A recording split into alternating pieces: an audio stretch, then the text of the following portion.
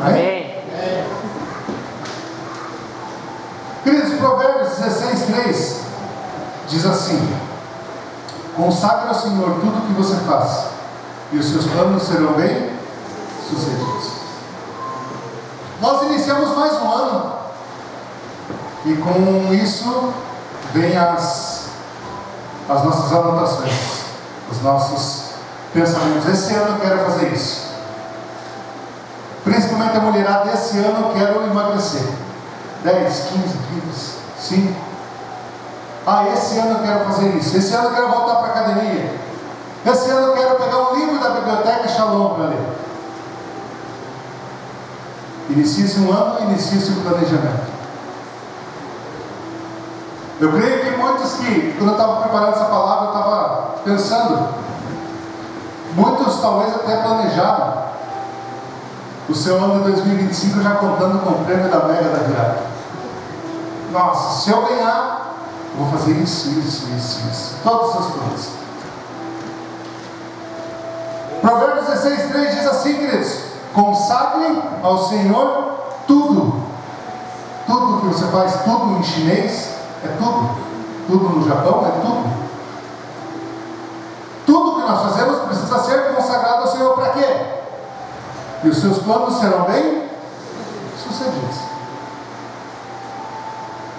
Se nós consagramos a nossa vontade, todos os nossos pensamentos, tudo aquilo que nós queremos fazer, consagramos a Ele, serão bem sucedidos. Se a palavra me diz que tudo que eu colocar nas mãos dele, tudo que eu alinhar conforme o coração dele será bem sucedido, não tem como dar errado. A mensagem de hoje, queridos, nos convida a projetar 2025 de uma maneira intencional, fundamentada em princípios bíblicos, e não apenas nos ajudam a navegar pelas circunstâncias da vida, mas também a glorificar a Deus em tudo o que fazemos. Eu queria que através dessa palavra hoje, talvez, você mudasse um pouquinho a tua forma de pensar com relação a esse ano. Eu não sei se você já estabeleceu as suas metas para 2025, ou seja, você já colocou os seus planos para 2025. Eu estava pensando antes, no finalzinho do ano, Deus, esse ano eu quero fazer isso, eu quero fazer aquilo, eu pretendo fazer isso, eu quero. Mas nós precisamos, acima de tudo, alinhar com o coração de Deus. Para quê? Para que seja bem sucedido. O nosso objetivo como cristãos, queridos, é ser igual a Deus. Então, para isso, nós precisamos estar alinhados com o coração dele, aquilo que ele pensa. Então, nós precisamos buscar dele aquilo que nós devemos fazer aqui na terra como cristãos. Salmo 90:12 diz assim: ensina-nos a contar os nossos dias, para que o nosso coração alcance sabedoria. E um dos pontos que eu queria colocar, queridos, é: avalie o passado e aprenda com ele. Como foi teu ano de 2024?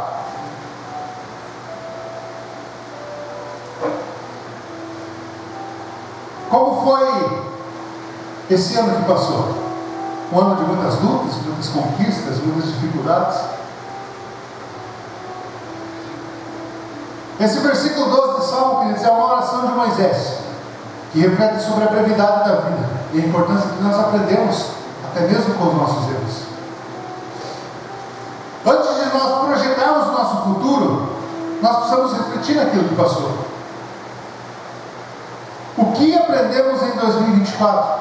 Quais foram as bênçãos, os desafios e as lições? Eu ouvi uma frase uma vez que diz assim: o tolo repete os mesmos erros sem aprender. O inteligente reflete e cresce com suas próprias falhas.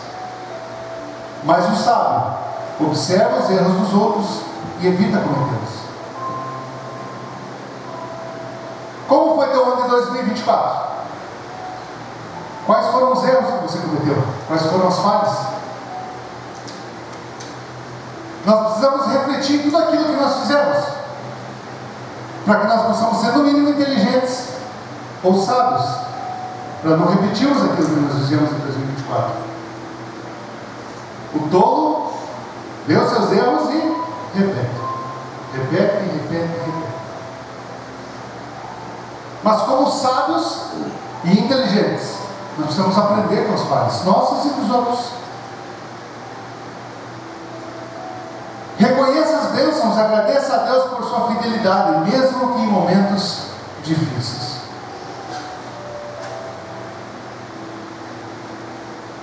A tua trajetória de vida, 2024, para nós não foi um ano, comparado a alguns outros anos atrás, não foi um ano tão difícil, de muitas lutas.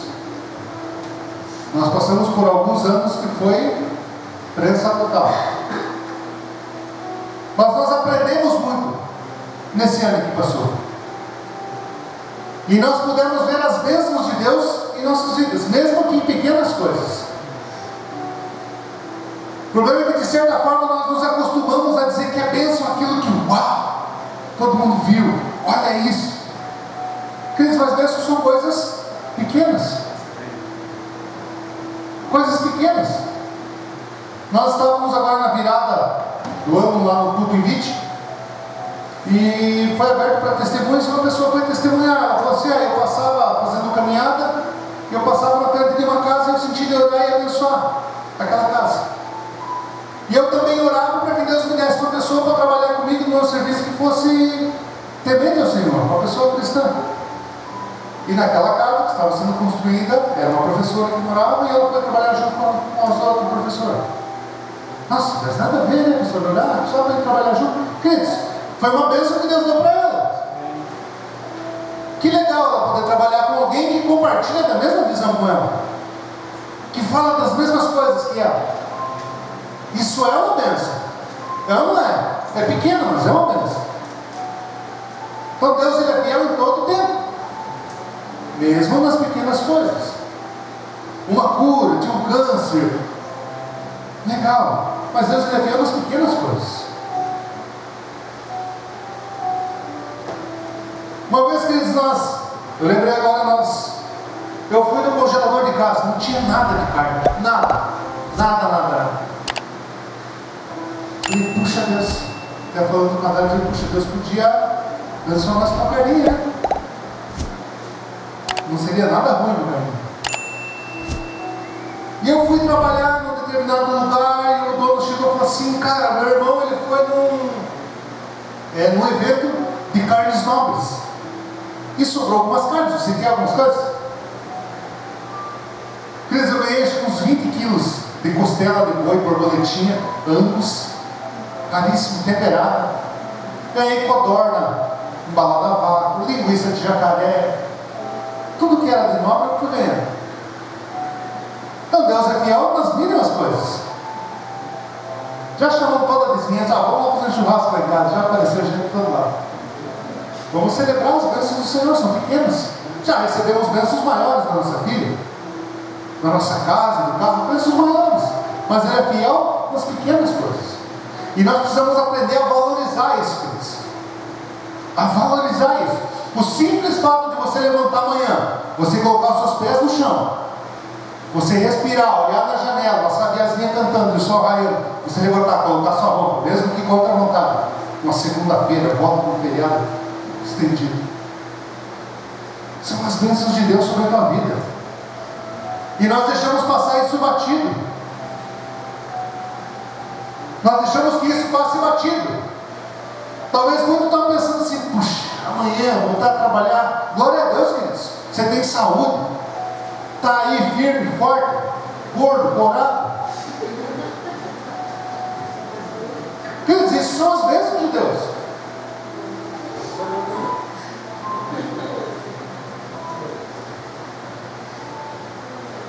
Aprenda com os desafios. Permita que as dificuldades moldem o seu caráter e a sua dependência de Deus. Ontem nós estávamos podendo compartilhar um pouquinho do nosso testemunho. E para nós, queridos, nós olhamos para trás, tudo aquilo que passou. E nós falamos assim: nós passaremos de novo para viver aquilo que Deus tem colocado em nossa vida e nós estamos vivendo hoje. Porque as dificuldades, as lutas, elas moldam o nosso caráter. Lembra lá José do Egito? Daria uma série da Netflix, queridos. Os irmãos jogam no bolso, vai para lá, é vendido como escravo. O cara vai bem, bom administrador, está dentro da casa, comendo do bom e do melhor. Vem a esposa de Potifar para fazer potifaria, ele vai para a cadeia. Mas ele aprendeu com tudo isso. O caráter dele foi moldado para quê? Para que ele pudesse ser governador do Egito. E nós, na primeira dificuldade que vem, vou sair da igreja. Não, Deus, não foi para isso que...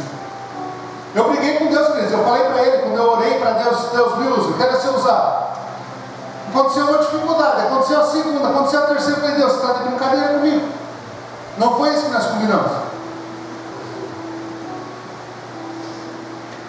Só que quando nós entendemos que isso é para forjar o nosso caráter, queridos, existem situações que aconteceram na tua vida no ano de 2024 ou até mesmo antes, já vem se arrastando. É para que Deus molde o teu caráter. Talvez você é um orgulhoso. Talvez você é um ranzinza. Talvez você é um materialista. E Deus está te quebrando, está te moendo para quê? Para forjar o teu caráter. Nós precisamos aprender com os desafios, queridos. Esse Jesus aí que estão vendendo, não, Jesus só da prosperidade, Jesus é só amor, Ele me aceita assim como eu sou. Venha para Jesus e seus problemas acabaram. Queridos, como cristão você vai ter dificuldade sim.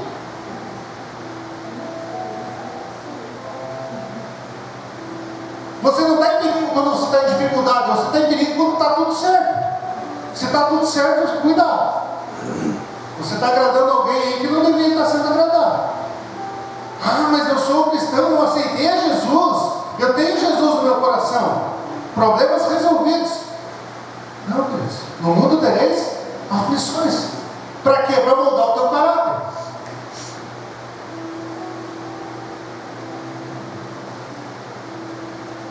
Filipenses 3 e 14 diz assim: esquecendo-me das coisas que ficaram para trás e avançando para as que estão adiante, prossigo para o alvo, a fim de ganhar o prêmio do chamado celestial de Cristo, de Deus em Cristo Jesus. Para você projetar o ano de 2025, queridos, você vai precisar esquecer de algumas coisas do passado que você vem arrastando há alguns anos, mesmo que coisas boas. O passado vai te servir de lição para você aprender aquilo que você acertou, que você errou. Mas enquanto você continuar arrastando bagagens do passado, queridos, você não vai avançar. Puxa, mas aquele foi um tempo muito bom. Nossa, aquele tempo, lembra? Queridos, nós vivemos um tempo em que eu mesmo me batizei no Rio Iguaçu, lá na Ponte dos Arcos, no Tamanduá. Um lugar muito sensacional. O pastor Fernando está aqui, ele me batizou. Queridos, eu subi em cima de um caminhão graneleiro, colocava as cadeiras lá. Eu acho que se alguém olhasse aquilo lá, que eles prendiam todo mundo só por irresponsabilidade. As cadeiras tudo soltas em cima do caminhão, 20 km de estrada de chão. Os carros iam na frente, poeira, ninguém enxergava nada atrás, e nós com o violão tocando. Que tempo bom, queridos. Mas passou. Ficou para trás. Foi bom, marcou a nossa juventude, a minha infância, mas passou. E talvez você precise esquecer do passado para avançar nesse ano de agora. De que adianta você projetar o teu ano de 2025, as tuas metas, os teus objetivos e andar arrastando cargas lá de trás, lá do teu passado?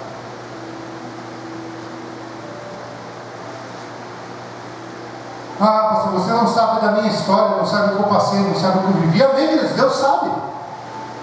Deus sabe. E Ele conhece o teu coração. Mas qual é o resultado de você andar arrastando as coisas lá de trás? Está te ajudando em quê? No que elas estão te ajudando hoje? E talvez sozinho você não vai conseguir. Para isso você tem que ter um líder de grupo familiar. Para isso você tem os pastores. Pastor, eu não consigo. Nós te ajudamos. Precisa querer. O problema é que muitos ficam naquele espírito de autocomiseração, sabe? Tadinho de mim, tem dó de mim. Eu conheço uma pessoa, ele não estava bem, ele dizia assim: eu não estou bem hoje, nem é dó de mim. Está com dó de mim.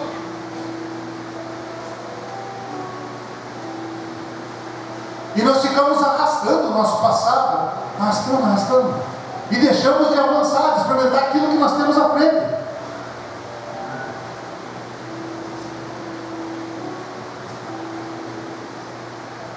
Acompanhe comigo, queridos, em Jeremias 29, versículo 11, diz assim: porque eu sei os planos que tenho para vocês, diz o Senhor, planos de fazê-los prosperar e não lhes causar dano, planos de dar-lhes esperança e um futuro.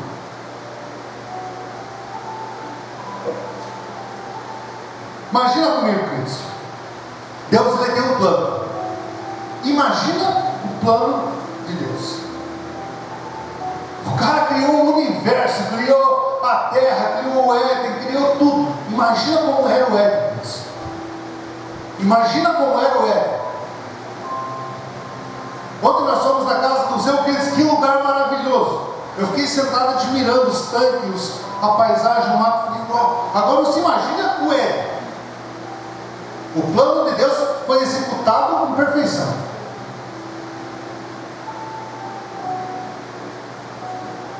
Então Deus ele tem um plano. Porque eu sei os planos que tenho para vocês, para nós, para mim e para você. Diz o Senhor. Deus ele tem um plano e você faz parte desse plano. E a pergunta é: os planos que você tem feito, tem incluído a Deus? Tem incluído a Deus? Eu não sei, talvez alguém tenha até jogado na mega da virada e tenha feito os planos. Nesses planos incluía Deus, queridos. Nós queríamos trocar de carro, uma chácara, uma casa na praia. E nós planejamos e projetamos o nosso futuro e nos esquecemos do principal, de consagrar o Senhor, de colocar Ele à frente das coisas. Alinhe os seus planos com a vontade de Deus. Não basta ter metas e objetivos, elas precisam estar alinhadas à vontade de Deus. Cristo, nós precisamos buscar em Deus aquilo que Ele quer para nós. Eu não sei como é a tua vida devocional. Eu não sei qual é a tua correria, eu não sei qual é o teu dia a dia. Mas nós devemos buscar em Deus, em oração, jejum, palavra, para entendermos aquilo que Ele quer para nós. Sabe qual que é o problema, queridos? Lembra lá quando estava o monte lá, fogo, trovões, nuvens, e o povo dizia assim: não, Moisés, nós não vamos subir lá, não vamos morrer. Bom, você, que Deus falar com você, você passa para nós, está tudo certo. Tudo resolvido, não vamos arriscar, não vamos correr perigo, você vai lá, se Deus te matar, fica por lá mesmo. Mas senão você volta e passa para nós. E tem sido assim muito dentro das igrejas, queridos. Pessoas correndo de igreja em igreja buscando revelação. Por quê? Porque não buscam em Deus. Tem preguiça de ter uma vida devocional com Deus, em buscar na palavra, em buscar em oração. Então é melhor eu ir na igreja que tem revelação, que vem um profeta e revela as coisas para mim. É muito mais fácil. Eu vou chorar, está tudo certo. Quando nós deveríamos buscar em oração, jejum e na palavra. Deixa eu falar uma coisa para você. Coloca como meta esse ano, e você ter um tempo de jejum, de oração, de palavra. Queridos, a leitura da palavra tem um efeito sobrenatural no nosso cérebro, comprovado por cientistas. Você pode procurar na internet, colocar lá experimento científico a respeito da leitura da Bíblia. do efeito que tem no nosso cérebro. Só você chegar em casa e procurar no Google. O problema é que nós deixamos de lado isso, queridos, por preguiça. Nós não queremos saber aquilo que Deus tem para nós. Eu sei os planos que tem para vocês, Ele sabe. Para nós sabermos como que nós vamos fazer? Conversar com Ele. E aí, Deus, qual que é a tua ideia para 2025? Nós sempre nos perguntamos com a Dália, o que Deus tem para esse ano? E Deus vai dando alguns relances para nós, não dá tudo. Alguma coisa vai mostrando. Até nos assusta, nos dá um medinho. Mas nós precisamos buscar em Deus, queridos. E eu gostaria de te desafiar esse ano a você tirar um tempo de devocional com Deus. Pastor, eu não sei fazer devocional. Eu não sei fazer devocional.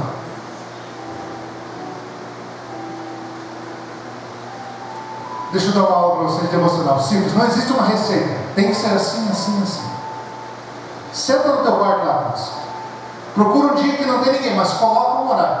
Se você não colocar um horário, você vai dizer assim, amanhã eu faço, de manhã. Chega de manhã, está corrido, você diz assim, não, meio-dia eu faço. Meio-dia está corrido, você diz, de tarde eu faço. Chega à noite, você está cansado e não fez. Eu sento de manhã tomando um café lá, abro a minha Bíblia no celular ali, fico lendo, tomando um café. E eu vou buscando em Deus, eu coloco no meu trabalho, eu coloco uma palavra, Deus vai ministrando no meu coração. Então vai lá no teu quarto, se fecha no teu quarto, na cozinha, na sala, no banheiro. Senta lá. Pega a tua Bíblia. Começa lá em João. Lê um versículo, capítulo. Uma coisa que nós precisamos aprender, queridos, que nós falamos com Deus a qualquer momento. Você está trabalhando, você vai falar com Deus, só dormindo que não. Mas o resto pode falar com Deus. Trabalhando, em casa, lavando louça, você pode conversar com Deus o tempo inteiro. Ele vai falar com você quando Ele quiser. Sabe qual que é o problema? Que nós temos o nosso tempo de devocional e talvez com você seja assim. Se chega na tua devocional, você já tem um ritual. Você lê ali, faz a anotação, ora, amém, fecha a Bíblia e tchau. O que Deus falou? Não sei. Queridos, eu aprendi a tirar um tempo para ficar quieto. Quando eu estou preparando minha palavra, fazendo minha devocional, eu oro a Deus, Deus fala comigo, eu fico quieto.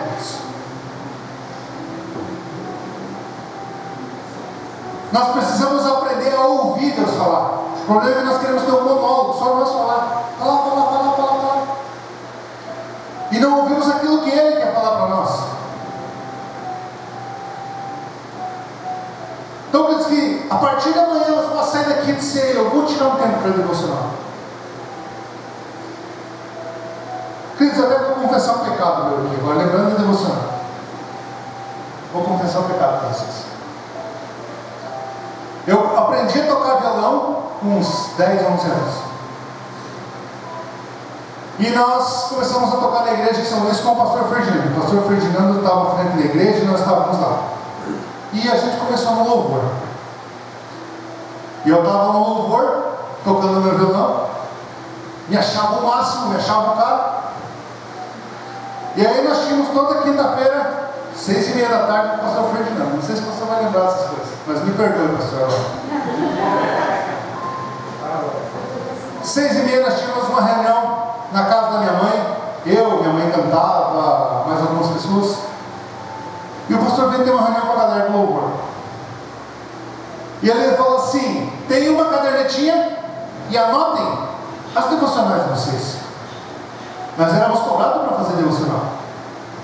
Faça devocional e anota na cadernetinha aquilo que você fez, incentivando nós a fazer devocional. Queridos, o que eu fazia? Me perdoe, pastor. Queridos, eu trabalhava, eu cuidava de uns cavalos, então eu ia tratar eles à tarde. Na quinta-feira, antes de tratar, eu corria com a cadernetinha e falsificava tudo, queridos. E colocava as devocional que eu não tinha feito. Queridos, quem foi o prejuízo? O pastor? Não. E aí, quando eu ia tocar, eu olhava para a igreja e dizia, nada a ver essa igreja.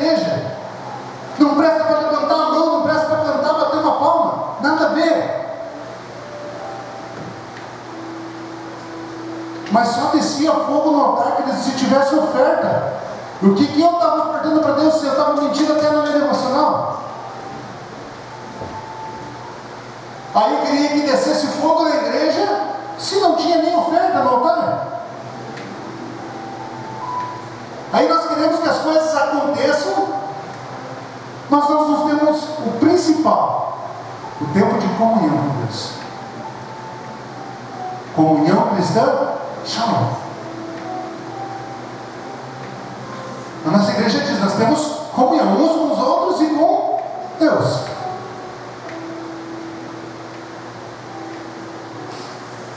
Queridos, eu espero profundamente, do fundo do meu coração, esse ano nós temos aqui 50 pessoas.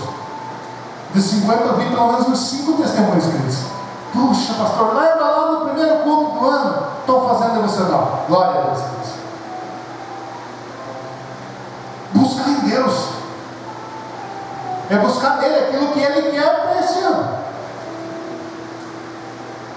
Deus está dizendo assim, eu que sei os planos, eu já tenho tudo certinho. O plano é fazer vocês prosperar e não lhes causar dano. Plano de lhes dar uma esperança e um futuro.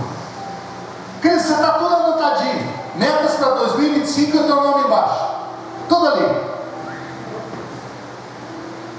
Assinado lá embaixo. Deus, Yahvé. E está aqui. Esse é o plano para você. Tudo especificadinho. Está aqui. O teu casamento restaurado, os teus filhos restaurados, teu ministério restaurado, as tuas feridas restauradas. Está aqui.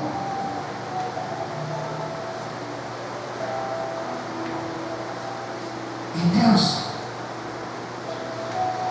Tempo de oração e comunhão. Ah, pastor, mas eu saio cedo do trabalho e volto de noite. Uma vez eu fazia faculdade e o professor, eu trabalhava de manhã, saía 6 horas de casa para trabalhar. Falei, e ele me chamou para fazer um trabalho. Eu falei, professor, eu saio 6 horas de casa, levanto 5h30. Saio às 6, chego às 5 em casa, troco de roupa e venho para a faculdade. Eu chego em casa meia-noite, não dá. Ele falou assim, o que você faz da meia-noite às 6? Eu falei, cara, eu preciso dormir. Porque se nós organizarmos a nossa agenda, nós conseguimos fazer. Quanto tempo você vai lá no bem-estar do teu celular? Procura lá, tempo do WhatsApp, tempo do Instagram, tempo do Facebook. Teve um dia que eu me assustei com isso. Do tempo que eu ficava. E isso vai ser usado como prova para você no dia do tribunal final. Miguel, traga lá o celular do fulano.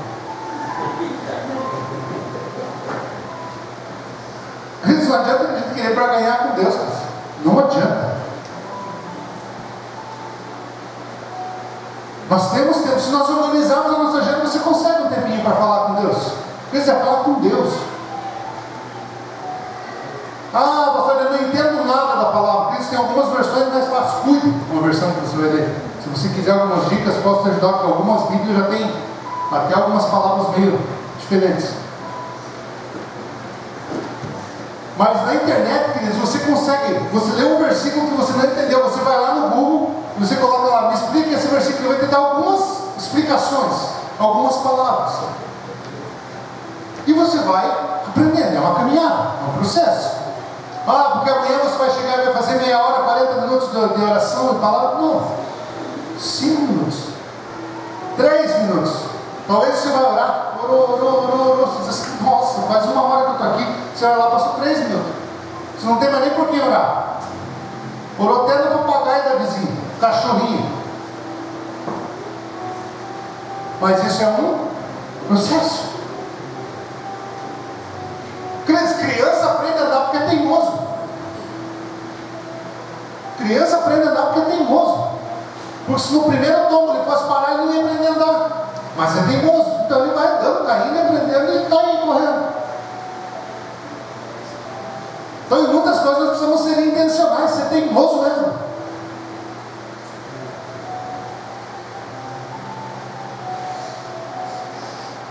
Queridos, consagre ao Senhor tudo o que você faz. e os seus planos serão bem sucedidos. Os teus planos e as tuas metas para 2025 glorificam a Deus? Promovem o bem-estar dos outros?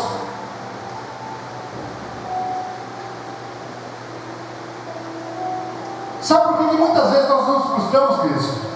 Porque nós colocamos em nossas vidas metas que não estão alinhadas com a vontade de Deus, e nós acabamos nos desgastando,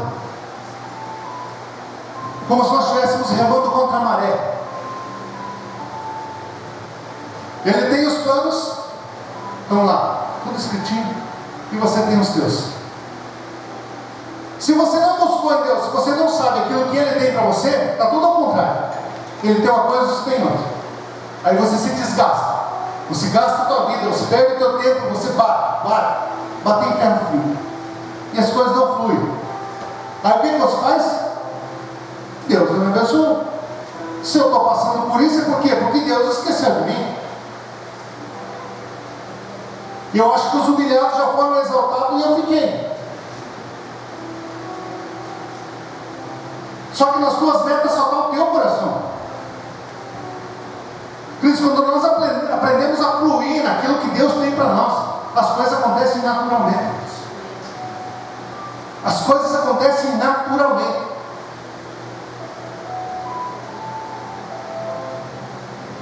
O pastor subiu uma vez, queridos, num culto de final de ano, 2018 ou 2019, eu não lembro, culto da virada. Ele subiu com aquele, nós estávamos recentes na igreja, pouco tempo de caminhada, e ele subiu em cima do altar, ele e aquele, eles falaram assim: nós abrimos mão dos nossos sonhos, dos nossos planos, para viver aquilo que Deus tem para nós. No meu coração eu falei assim: esse pastor é louco, esse pastor está fora da casinha. Daí que já se viu abrir mão das tuas vontades, dos teus sonhos, para viver aquilo que Deus quer?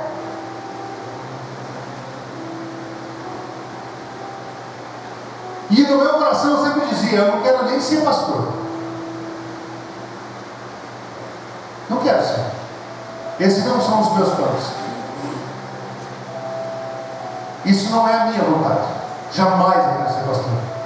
Porque eu tinha uma imagem de pastor, um cara perfeito. Um cara que não tinha dificuldade, um super-homem. Que não tinha problemas, não tinha dificuldades. Que o cara entrava para dentro da casa dele, criava asinhas, auréolas e ele andava voandinho assim, sabe? Então santo. E falava: cara, eu nunca vou alcançar isso. Eu nunca vou ser desse jeito. Eu nunca vou ser. Eu tenho as minhas falhas, meus defeitos, meus erros. Não vai dar para mim. Deus foi nos moendo, nos esmagando, moldando o nosso caráter, moldando a nossa forma de pensar, a nossa forma de ver as coisas. Há uns 2, 3 anos atrás, nós estávamos em cima do altar, falando assim: nós abrimos mão dos nossos sonhos para viver aquilo que Deus tem para nós. Eu quero viver aquilo que Ele tem. Planos de paz e não de mal. Planos de nos fazer prosperar. É isso que eu quero. Deus, se der para colocar alguns dos sonhos que estão no meu coração lá, legal, coloca. Mas se não é a vontade dEle, se não é aquilo que Ele quer. E talvez seja por isso que você tem se frustrado, porque você tem planejado as suas coisas segundo o teu coração, segundo a tua vontade.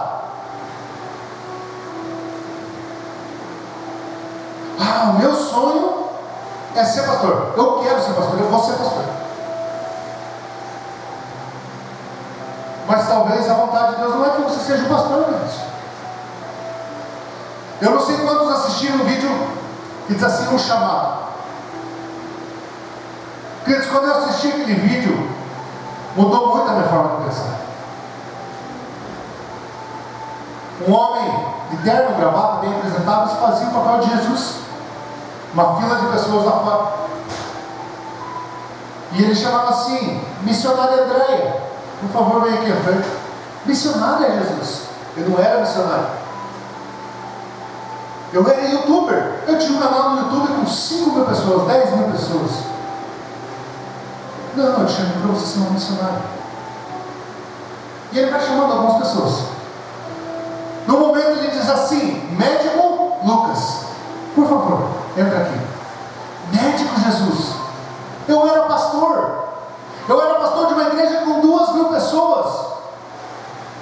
Jesus olha para ele e diz assim: eu não te chamei para ser pastor, eu te chamei para ser um médico. Se você fosse médico, você teria alcançado muito mais pessoas. O problema é que nós alinhamos a nossa vontade, esquecendo daquilo que Deus tem para nós. Eu vou correr atrás dos meus sonhos. Aí as bênçãos não vêm, a culpa é de Deus. Eu sofro porque Deus não me abençoa. Só que muitos dos frutos que nós colhemos hoje, queridos, muitos dos frutos que você colhe hoje, foram plantados na praça.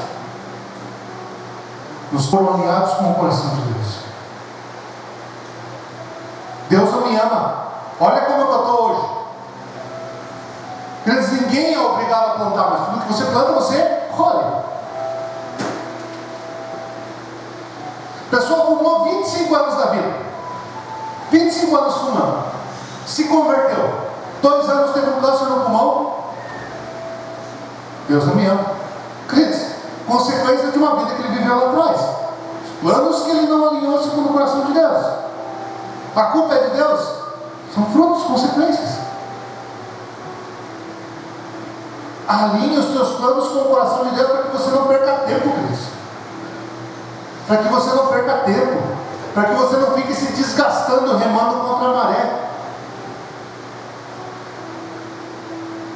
Muitas vezes, queridos, nós fazemos os nossos planos para agradar pessoas, ou nossas metas estão baseadas em pessoas. Puxa, esse ano eu vou fazer isso porque é o sonho da minha mãe. Era o sonho da minha mãe. O sonho da minha mãe queria dizer que eu estudasse, fizesse faculdade, que eu casasse na igreja com a minha esposa vestida de branco. Era o sonho dela. E eu não realizei. Aí sobrou meu irmão. Fazer faculdade, trancou na metade, nem sei se trancou. Não casou na igreja, minha esposa vestida de branco, por quê? Porque era o sonho dela. E agora ela se realizou com a minha irmã. Minha irmã fez faculdade, fez isso, fez aquilo, casou na igreja, fez... Mas enquanto se frustra, queridos, porque faz as coisas para agradar pessoas. Aí você se frustra porque os teus planos foram alinhados segundo o desejo de alguém, não o teu.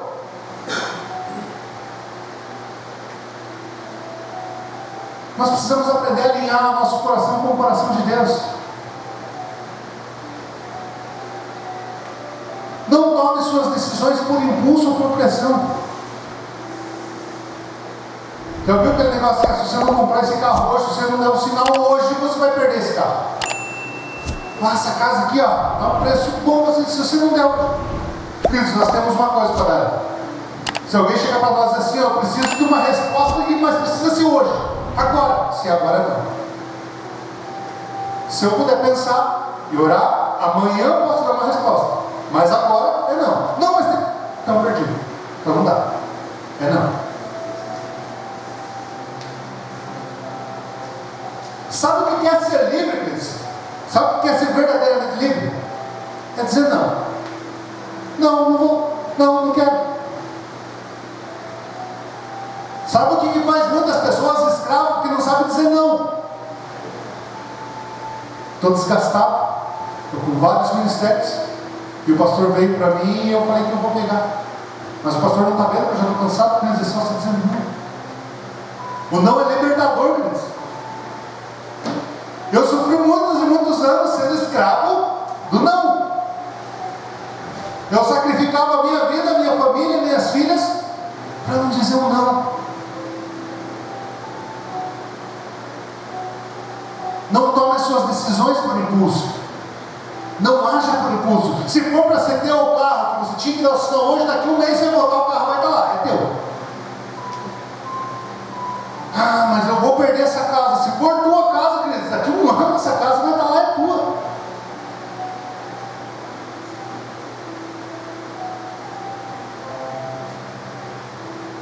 Gálatas 6,9 diz assim: e não nos cansemos de fazer o bem, pois no tempo próprio colheremos, se não desistimos. O planejamento é o início, a realização exige dedicação, perseverança e fé. Alinhamos segundo o coração de Deus, planejamos tudo aquilo. Essa é a vontade de Deus. Eu tenho entendido, como casal, nós entendemos que isso é a vontade de Deus para nós esse ano. Então está na hora de trabalhar. Vamos fazer.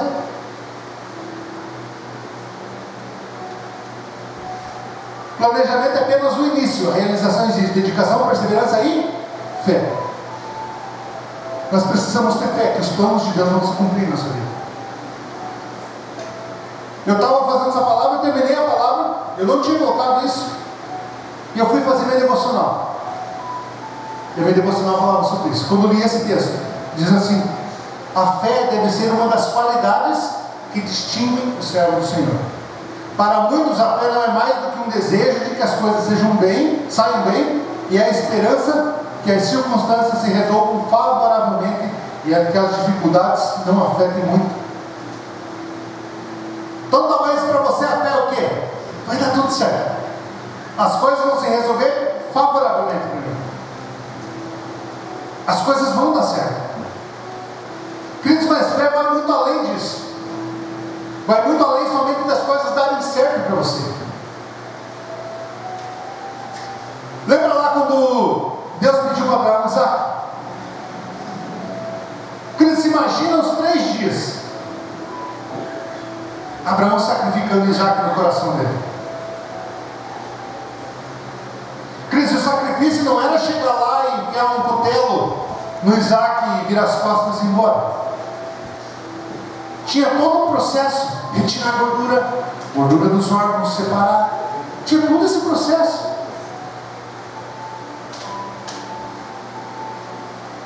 Você imagina esses dias que Abraão ficou pensando. Será que Abraão tinha fé em que ele ia voltar com o filho dele?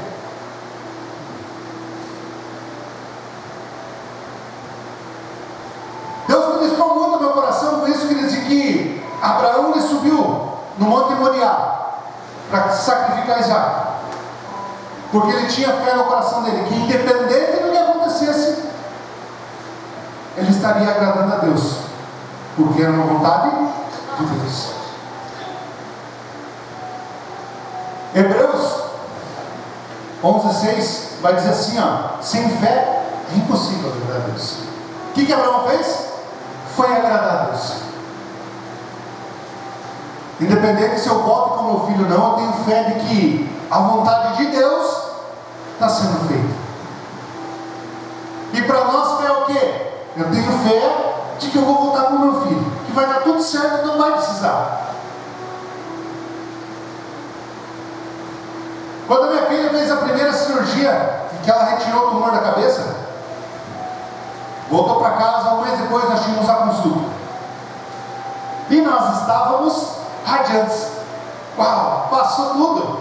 Está tudo certo, nós temos fé de que Deus fez o milagre na vida dela. Nós temos fé. E fomos ouvindo a rádio e cantando. Nós temos fé. Porque Deus já fez, já deu tudo certo. Já está resolvido. Aí nós chegamos lá, o médico olhou e falou: não, o câncer desceu para toda a coluna dela. A fé acabou aí? Só que acima de tudo, fé é o quê? Ter vontade de que Deus vai fazer a vontade dele, sendo ou não conforme o que eu espero. Tanto de acordo ou não com a minha expectativa. Fulano está doente, eu tenho fé de que ele vai recuperar a sua saúde. Queridos, eu tenho fé de que Deus vai fazer o melhor que está no coração de Deus, seja restauração ou não. Isso é ter fé, é confiar na vontade de Deus, não na nossa. Porque nós entendemos que fé são coisas boas que vão resolver os meus problemas. Eu tenho fé de que eu vou ganhar muito dinheiro esse ano. Eu tenho fé de que Deus vai fazer a vontade dele. Que se eu passar por necessidades, eu sei que Ele vai cumprir a sua palavra. Isso é ter fé. Fé é uma convicção profunda na fidelidade de Deus. É a certeza de que não importa quão difíceis sejam as circunstâncias, Deus não se haverá limitado por seu propósito de cumprir a sua palavra. Eu tenho fé de que o fulano vai rir, não vai morrer, e morre. Para nós a morte é nosso inimigo, queridos. Para nós a morte é nosso inimigo. Mas quem morre em Cristo, queridos, está de boa. Queridos, se um dia eu morrer, isso eu quero deixar diante da igreja aqui. Se um dia eu morrer, não vamos orar para eu ressuscitar, queridos. De verdade. Imagine eu sentado na mesa, Jesus, Moisés, Paulo, Pedro, nós trocando uma ideia ali. De repente, puf, sumiu, eu voltei na terra porque estavam orando por mim. Por quê? Porque morrer em Cristo é lucro, queridos. Só que para nós a fé é do quê? Não vai morrer.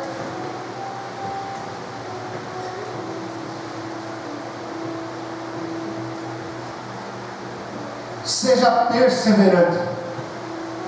Seja perseverante. O significado de perseverança, queridos, quer dizer assim: ação de perseverar, de se manter constante numa opinião, decisão ou atividade.